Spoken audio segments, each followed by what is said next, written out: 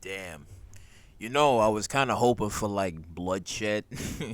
I was kind of hoping for a little bit of bloodshed because I'm like, ah, man. Like, the whole I kind of figured that Monet was gonna forgive, well, sort of like put it like on hold with Diana and Drew. I had a feeling because I was like, she was going through something, as we seen in this episode, where she was like reminiscing about the past. Oh, and I guess Drew probably, it looked like he was maybe 13, maybe 12, from what it looks like. That I guess he was trying to like do his own little activities at the time, and that's when Monet was just like family first, and that's when they at this local drug dealer spot, and he drug dealer tries to get interesting, and then that's when Drew picks up the gun and shoots and kills him, and I guess that's his first kill at an early age, and he's messed up about it. Monet like she said, "Bitch, get it together." I said, "Hold up, wait a minute, why'd you do that to that boy?" That was kind of funny, just a little bit, and he was like, I mean, again, that was a traumatizing experience for him. So I was like, "Oh man," but all right. It gets interesting a tad bit later because it's like, okay, after when she sort of was like, I'm kind of like having some sort of reminiscing about the past, and then basically, Janice was talking to her about like, hey, first she was like, she, technically was just like, it is your fault, and then she kind of like talks to her again and just like, well, she's trying to like get things settled to make sure like, hey, they're good. But then she tells us, she was just like, hi, you don't even know your own kids. She was like, yeah, you don't even know that Diane is pregnant. It's like, wait, what? Like, yeah. Now, here's the interesting thing about all of this about the pregnancy. Because it's like Diana later goes over to see Drew. Goes over to see Selam. Sorry. She goes to see Selam. Now, this boy is just so head over heels over her. He like, oh, Diana. Oh, God. Then Tariq shows up. Now, where she at, gang? Where she at? Stop playing with me. And then he tries to, as Tariq said, to be Captain Save-A-Ho. So it cost him his life. Now, we know that Don Carter is sniffing around, trying to, like, piece some things together. So, turn people against each other, I should say. But accidentally, Tariq kills Selam. So I was like, ooh. Now, here's the thing. Tariq accidentally kills Selam. So, it's like, and Diana's so confident. She's like, no, the baby is yours. Now it can make sense that technically that baby's not really his. Oh, ooh. See, it could be interesting because it's like, all right, the baby's not his. So basically, you're gonna have Tariq raise a dead man's baby. That's not his. She take my money. Come on now. Come on. And Diana's like, nah, I'm sure it's yours. No. And I think, all right, it'd be quite interesting if they do like some sort of Tariq like, nah. Because there will come a time, I think, there should be more heat between the Tejadas and Tariq. It has to be like, again, because I kind of don't like this sour stalemate between them. I really don't, because it's like, okay, yeah, in the first season, Tariq gets with the Tejadas because, he need product, he needs stuff happening for him. Okay, I get it. But it's like it's a means to an end. But then the old saying goes, you be around the enemy long enough until you slowly start to either like the enemy, trust the enemy, or in this case is get the enemy pregnant. So, and that's what he sort of maybe potentially did. But it's like, what if that kid is not his? Yes, it's a trifling. Somebody play that Kanye song. Because I'm like, you see this, and I'm like, oh, man, that kid might not be his. But then we got to see, I don't know, like Kane and Drew kind of like go at it. And then it's like what Drew said. He was like, after with everything that she did, and you honestly would still kind of like defend her.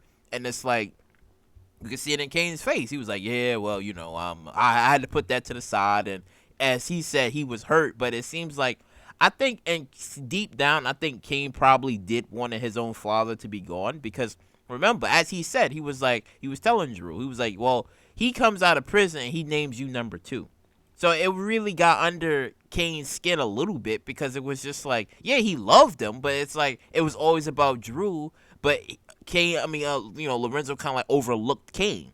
He kind of overlooked him, so it was just like, I don't know. Maybe deep down inside, like, he probably did maybe wanted him gone. Just a little bit. Maybe not fully, but just a little bit. Because it was just like, it was really pissing him off to know that, he was always choosing Drew to be the head when Kane was like, no, I can be the head. Because Kane, all he needs is just a little bit of sharpening, and then he can probably do something, as we've seen in the last season. Because remember, Mecha's teachings. All he needed is just to be guided correctly, and then he could probably do something. And as we seen him did in the last season. But it was just like, Drew gets the better of him. He gets the gun from him. But then, obviously, because he can't pull the trigger. So he just escapes. He flees. And then that's when all of that stuff happens, like, way later. So I'm like, all right. Then Carter. Carter is playing dirty. He is playing real dirty with everybody. Where he's just like, hey, I think Tariq had you. I think Tariq did this. We got an eyewitness. They keep, because it's classic cop lie 101, where they lie to you to try to get you intimidated, get you a little bit shook, to take you off your game a little bit. He goes to her first, and then he goes in and he tells the other Tate brother. He was just like, well, I need you to go talk to Tariq. So he later talks to Tariq, and he's just like, hey, there's an eyewitness that points you on the scenes. And then Tariq was just like, what you trying to do? You trying to have a target on my back or something? He's like, well, if you know when there's forest fires, you know who to call. So if you need any help, and that's when he just like I get it, like, it's cop 101, but I kind of like how Carter and him was talking in the beginning parts of it, where he was just like, I had this friend where he always used to come in my house and take juice out the refrigerator without asking. He acted like the home was his. So I was just like, oh, I know where this analogy is going. And he was basically telling him, like, listen, this is my task force, gang.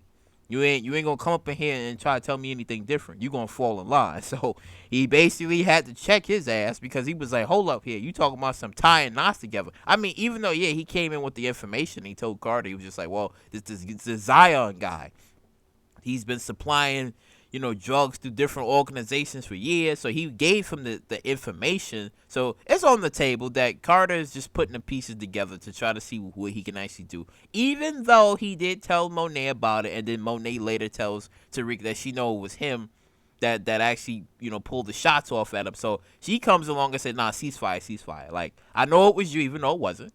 But it's like, nah, we're going to do like a ceasefire right now, because it's like, I need to be here for the kids and the grandbaby. But I'm like, that's going to be so interesting, because what if that baby's not his? And then Selam is dead, so I'm like, oh, my God. Oh, God. Nah, the DNA test, I don't know. And Tariq's going to have to figure a way getting that test, because if Diana's playing Puss in Foot, like, I don't know. It'd be like, it's yours. Like, I don't think it is. He does a test, it'd be like, oh, the baby's not mine. You know what? Guess what? We back to war. But I don't know. Because he didn't care, because he was like, she tried to have his mother killed. So I'm like, I mean, I don't know. What y'all think? It probably let me back to war and some shit. So I'm like, hey, I'm kind of looking forward to that. Now, I don't know what Noma's playing at here. Because she's flexing this away about her, where, because, Davis was talking to her about, like, no, because she came to Davis about, like, the whole expanding her business in the U.S., and he was just like, oh, you gotta, like, talk to this guy named Wiley, right? Gotta talk to him. You build up, like, connections with him, and because he's a politician, go to the politician's party, or the charity event or whatever, and that's when she kind of, like, makes, like, a little bit of a deal with him, and then Kane was there. It's kind of crazy, too, because Kane is kind of, like, stuck between two women, where he's stuck between his mother and he's stuck between Noma, but the only difference is it's just like Noma is giving him a better position, while Monet is just, I don't know, keeping him the same. So it's interesting to see that he's stuck between two, even though he said at the end, he was just like, nah, I ain't no mama's boy, and I ain't your boy either. I'm a man. So I'm like, oh, look at him. Somebody clap for the boy. Look at him. He's a man now. He's coming up in here dropping some things in women. So I'm like, oh, okay. But now, the interesting part of it all gets very interesting a little bit later. Now, before I get to that part, I don't know if I like Braden getting high on his own supply. I don't know about that. I feel like that might cost him. Might cost the business or hurt the business a little bit, because he's getting high off his own supply. Now, granted, I get what they're trying to do here with the story, where it's just like, well, Tommy kind of did it too. But I'm just like, I don't know if I would prefer it if Braden does it. Like, Braden starts to smoke up the product or whatever, because then it's going to mess up things. And Zion's going to be really, really pissed about certain things if products is low or whatever. I don't know. And Ellie, I don't think she can be trusted. Despite Braden telling her things, I don't know if she can, because if Carter's sniffing around for things and he's sniffing hard, he gonna be approaching everything. Even though the plan of what they did was having like an underground party, which was cool. It's actually like a nice plan to not do things above ground, but do things underground to keep their radar clean from Noma, which was smart. I like the plan of what they did. It's just these little strategic plans that they actually do in the show is really smart. Absolutely smart. It's just when circumstances happen, they just fuck up. And things just end up worse. But I really do like this plan of theirs. But then Tariq comes in there. He like, yo, listen, gang. I need that smoke and I need that drink. And he's just like, yo, what happened? Something bad must have, like, what happened, man, for you to be smoking and drinking? And then he catches eyes on Anya. I'm like, Anya's there. So I'm like, uh-oh, that means Tariq going to be working on a plan. Because he's going to be like, well, if I get close to you, things happen between us, then he probably figure a way of getting to Noma. Because, again, she is the problem, though. And it's like, if he get rid of her, then technically there wouldn't be any competition or any bullets that's wearing for him. Now, here's the thing. If he does this, right, now, I think Monet's going to probably want maybe Tariq to probably be with Diana, seeing how everybody believes the baby is his. But I think he's going to be like, I don't think he's going to probably still want to do that unless when he finds out the truth that the baby probably is not his. Because, again, come on now.